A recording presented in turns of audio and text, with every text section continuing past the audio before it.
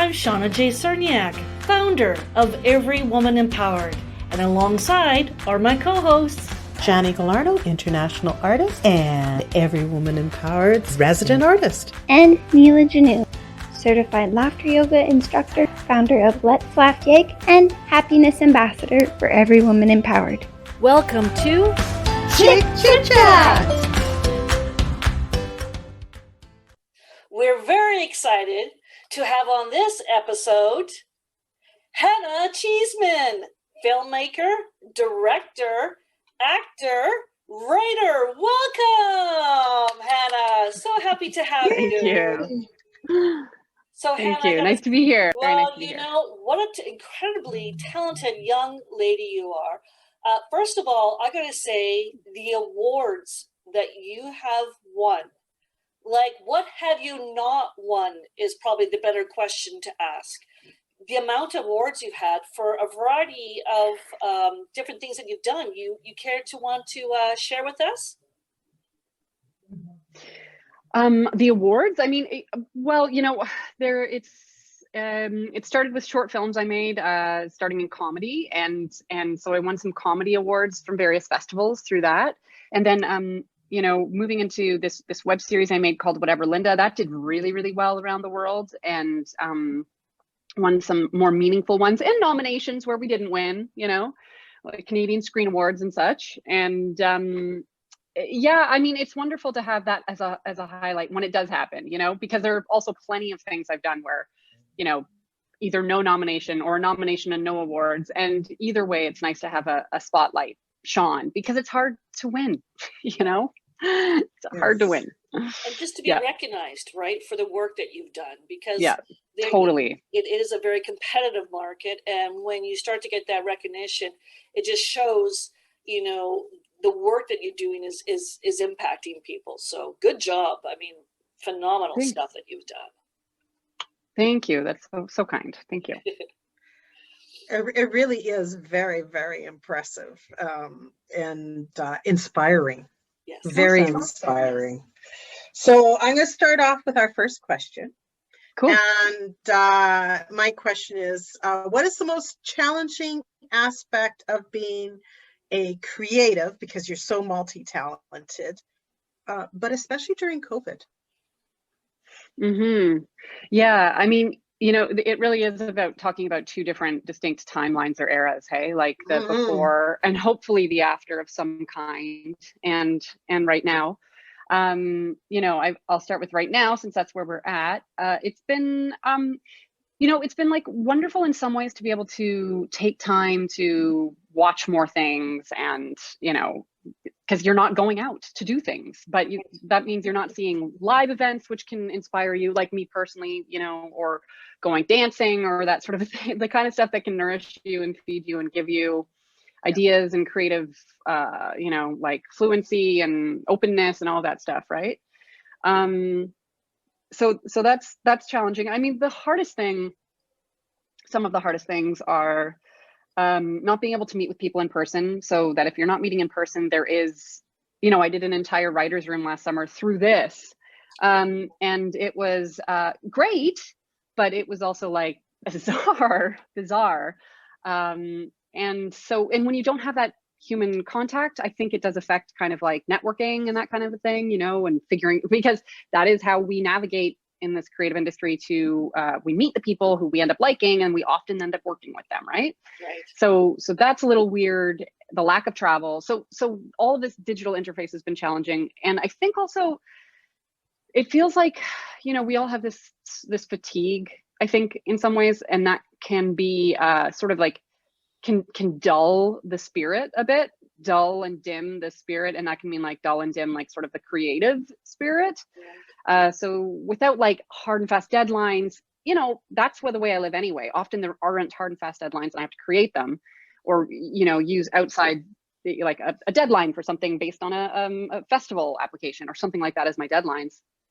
Not having that kind of, I don't know, pressure like, oh, I'm going to meet someone at 6 p.m. tonight, so I better finish this, or whatever it might be. I find that, a basic like dullness, has been the real challenge. in the now times. And just like beforehand, I think it's more about, or after, it's probably just about that constant balance. Like, how do you do what you want to be doing, preferably not have a second job, and, you know, support yourself in a way that feels varied, rich, lively, with, you know, people you want to be working with. It's always that balance, because it's not like I've hit like a super home run and I have a show on Hulu or my 4th show on Amazon or whatever the case may be, where you don't have to worry about that balance anymore, right? So that tends to be, that's the life, right? That's the life of an artist often. Fair enough. That balance. Very true. I think we're all kind of getting to that dulling point. Yeah, No no kidding. kidding. Could you share what insights you see with trends in the current industry and what we should sort of watch out for? That's so interesting. I mean, you know, it's funny, I hear, it depends what you're talking about, right? Like, it depends if you're talking about web series, television, film, short film, you know, what the case may be, whatever the case may be, based on those sort of avenues. I mean, I think that I've heard that sort of cheap, cheap half-hour comedies, of which I'm a big fan, and also I create work in that vein, are en vogue a bit, because there have been enough half-hour series that have succeeded on low budgets. Like, it's, instead of doing sort of like 5 huge budget comedies, there are networks and companies that are doing 10, 12, half the budget, and seeing which ones succeed, so that those can pop up, and they basically are hedging their bets with a few more options. And that means less money, though, for the creator, you know, or the team. And so that is a trend I'm seeing, like, especially in Canada. You know, the closing of the Harold Greenberg Fund years ago, the closing of Bravo Fact, you know, so what do people have? And also frankly, the firings at Bell and the downsizing and the focus on return on investment and things like that, you know, that kind of stuff has a downward impact. And I think it's going to impact the number of hour-long shows that can be greenlit in Canada. And I think we certainly are seeing a climate where Canada, I don't want to say they can't, but often cannot fund solely by themselves. It often ends up being this thing where you need to have a partnership there or a distributor there that cobble together this mixture to make a budget. And even then the budgets can be small. So I don't want to be a negative person about this, but we are experiencing a kind of downsizing that is a little bit worrisome. You know, and so I think like, based on that, it's like keep making your own work, you know, and figure out the ways that keep you like lively and stuff, you know. Do you Well, think it's kind of a challenge to you to create content that stands alone without the big budget of the sets and all of the props and everything, right? I think that'll be interesting how that turns out. Yeah. Totally. And I mean, you know, I think one of the reasons that things have also had a sort of downward trajectory in terms of budgets in some senses, or at least in sort of like accessible ways for people making things at a level that I'm at or whatever, or aspiring to, like, everything has gotten cheaper to make. So that is the benefit to something like, you know, an independent filmmaker who makes short films or features on their own, is that, like, you know, there's the democratization of technology, and you know, you really can make a short film in a weekend and it can go to festivals, you know, and that's fantastic. So do you think, like, the downsizing that's going on, do you think that it's a little bit of do you think COVID is an impact of it? And at the exact same time, you know, like right now here in Edmonton, all our theaters are closed. So people aren't going to movies. So that big budget films, you know, have kind of ceased. So do you think that that's a great opportunity for the smaller filmmakers to come in, those shorter, you know, shows, that sort of stuff? Like, do you think this is kind of laying a way for a new way of doing things? I mean, inevitably, yes, it is. You know, like, innovation is being required and forced, you know? Yes. But I think, you know, certainly from what I've understood, wherever there's challenge, there is opportunity. But we are in a place where, you know, as you I'm sure know, the independent film market is a challenging one. Like, how do you actually sustain creating $2 million to $3 million budget features, if they're not in theaters, which they are not ever, especially in Canada, especially English Canada. And, you know, can you make a sale, to a meaningful sale to networks that are going to broadcast you, you know? And if that's really the only way you can make money, like what is the value of continuing in that industry, which is sort of in its own way becoming, unless it's like a Netflix funded or, you know, Hallmark or, you know, these sort of like ready-made packages, you know, what's the benefit? And it's sort of like this like cost benefit analysis around like, why do you make this $1 million feature? And I think what it is about is the creator's voice. I think it's in some ways less about where it can be sold. You need to sell it. That's the only, producers need to recoup. Like, this is not something, it doesn't make good business sense, and it has to be a business. So like, producers need to be able to sell, but at the same time, I think like $1 million budget, for instance, a $2 million budget really can be a platform for a creator to get their voice out there. And I feel like, you know, the competitiveness around this is like, how can you get into that festival that's going to have a meaningful impact on your personal career? And maybe from there, you know, that's where you become a commodity, a hot commodity, whatever, get hired more, whether that's your goal is to go into television directing or to make more feature films where you get to hire people and create jobs, or to turn into like a TV creator or something like that. So I think, I don't know that it's necessarily easier to get in. You know, like in particular in Canada, we do have that micro budget program that's like $125,000 for a feature or, you know, web series, which is just like painfully hard to do because you're not paying people. Right. But it can be an opportunity if you can get your voice a stage and a platform, you know. And then it's about building that. Then where do you get to the next one where somebody is funding it and there is a distributor or sales agent already on board who knows they're going to recoup, and then you can get up to the Netflix level. You know, it's like, how do you build these things? But in terms of an entry point, it's sort of like a yes and no right now in terms of the challenges and the opportunities that can come from it, I think. Mm-hmm. Okay. Absolutely. I guess I forget what I was going to say. That's okay. COVID blank. Fair enough. 100%. Let's just spend the rest of the time laughing. I mean... So what's your favorite project to date and why? Yeah. Oh man, that's so tough. It's so tough. It's a cool question. I mean, I think right now, and I'll go with right now, and I'll be very present-minded about this. It's the short film that I made that got into TIFF in September past, called Succor, Succor. And I'm gonna say it's my favorite because it was one of the first times, you know, like I didn't go to film school. I went to theater school as an actor. I went to a national theater school in Montreal. So my sort of learning behind the camera came from doing, you know, came from like, I was an assistant to a woman director of commercials for a year. And then I kind of just like took the plunge, what at the time was a terrifying plunge of making my own work. And I feel like that was truly a point at which with this short where I feel like my voice kind of finally, my skills matched up with my voice and my desires. You know what I mean? Like they met somewhere. Mm-hmm.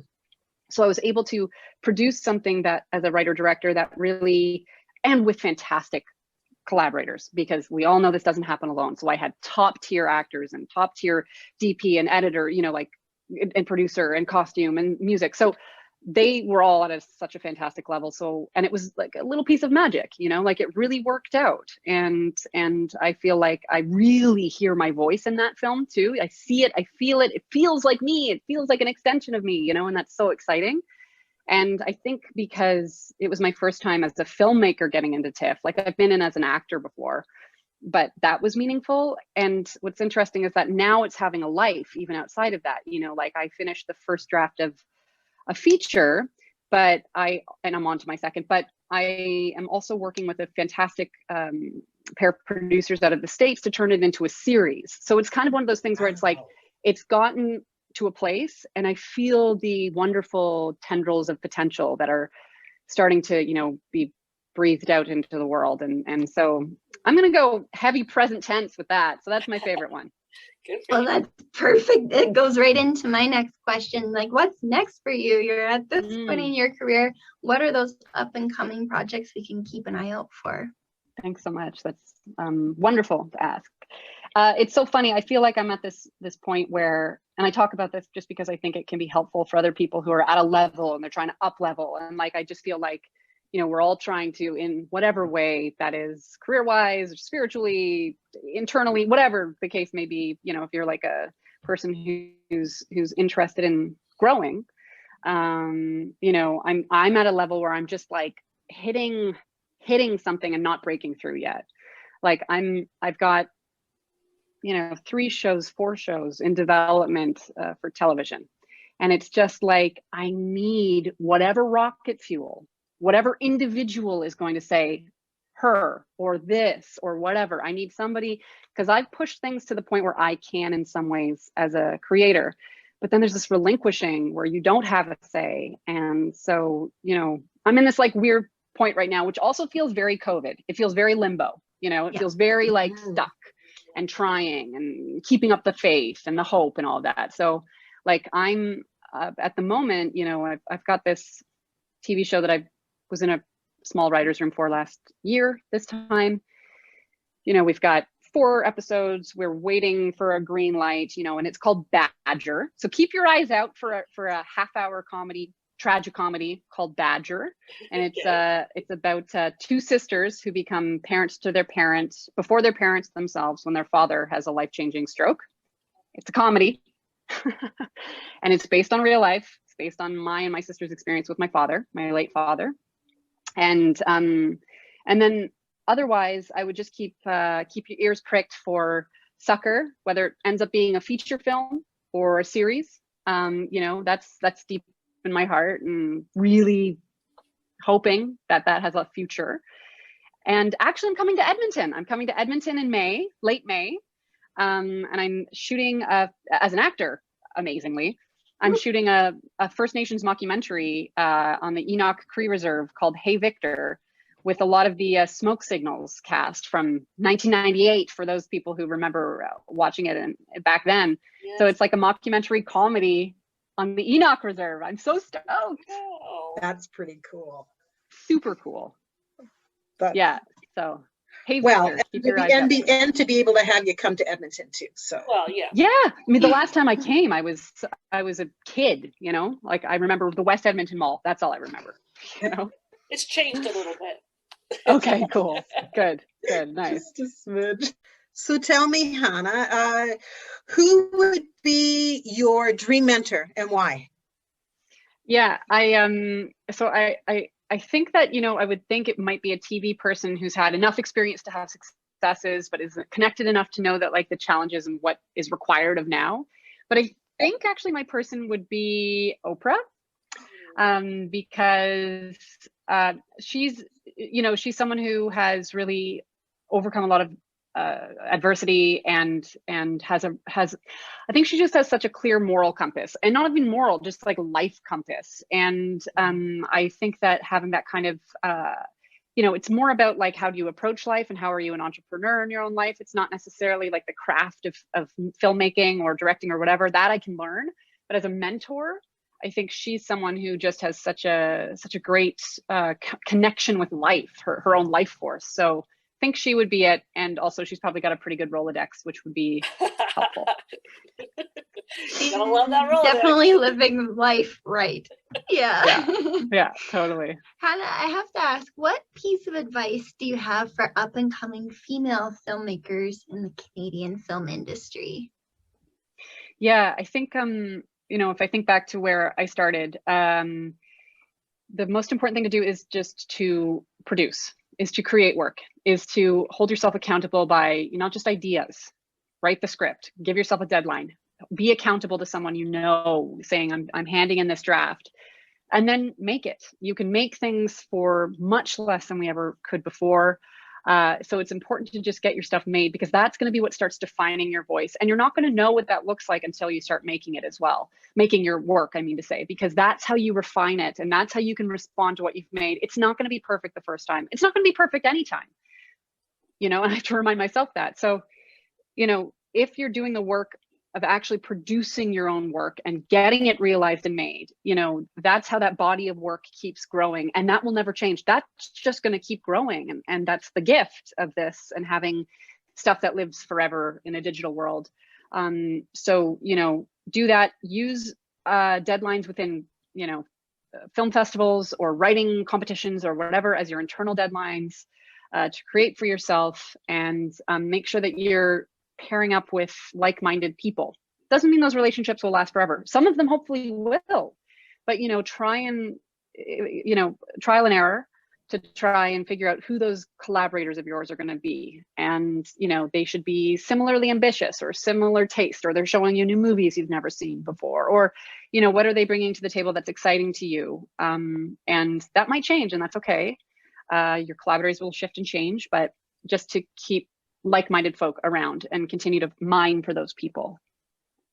Love that. Great. And that's something we talk about with Every Woman Empowered as well. Yeah. Great advice. You know, that networking, that sharing, just keep trying, you know, simple things really. But at the end, that shows, you know, the endurance to keep on going. So as an empowered woman, Hannah, what do you do to empower others, and how are you making a difference in your world? Yeah, staying in my own lens, that stops me from comparing too much. Because when I really get down to it, some of the things that I observe in my female friendships or people I don't know and just follow on Instagram, or dream careers that I'm like, how did they get there? You know, it's easy to compare and feel jealousy and resentment and stuff like that. So I think what I try and do is just remember, like, I probably wouldn't be happy with that exact path. Like, there are many things that I think would be nice because society has, you know, my own lane. And that's the most important thing, because that also, and I think that, along with this idea of truly fostering a practice of celebrating other people's successes. And, you know, the more we get to know ourselves, the narrower our sort of view of what we want is, because, you know, the things that we want are so uniquely to our own tastes that I think we'll start wanting what other people want less. You can dissociate from somebody else's successes as something you want, because it probably isn't exactly what you want. So in that case, it might as well be celebrated, because that energy is going to loop back around and they're going to celebrate you. And so I think digging into your voice, which is digging into your own uniqueness, which is different, extremely different than anybody else's, gives you the liberty and space to celebrate other people's successes. And then that just becomes like a warm feedback loop. Like, that's just like good energy around you, because I'm human, and like everybody, I have moments of jealousy and seeing other people's Instagram pages and being like, how did they book that gig as a director? Like, how can I get there? You know, and anger. And I deal with a lot of that, you know, so, but in my intimate relationships, in my friendships with close people, I really try and foster that kind of warm support and grow it wider and wider and wider. And that's a bit of a spiritual or energetic practice, you know? Yeah, for sure. So Hannah, if someone wanted to find you, where can they get a hold of you to contact you for business wise? Sweet. Yeah. I mean, my website's probably a good place to start. It has all my agents and representation there, as well as my contact page if you want to contact me directly. So that's hannahcheesman.com. And that's just spell it right. HANNAH. Yeah. And then CHEESMAN? No E after the S. It's the bane of my existence. All right. Yes. Well, Hannah, thank you for taking the time to be on our show today. We truly appreciate it. We wish you the best for 2021, and I look forward to seeing Badger and Succor. Thank you. Thanks so much for being on our show. Take care and all the best. Thanks for having me. Bye-bye.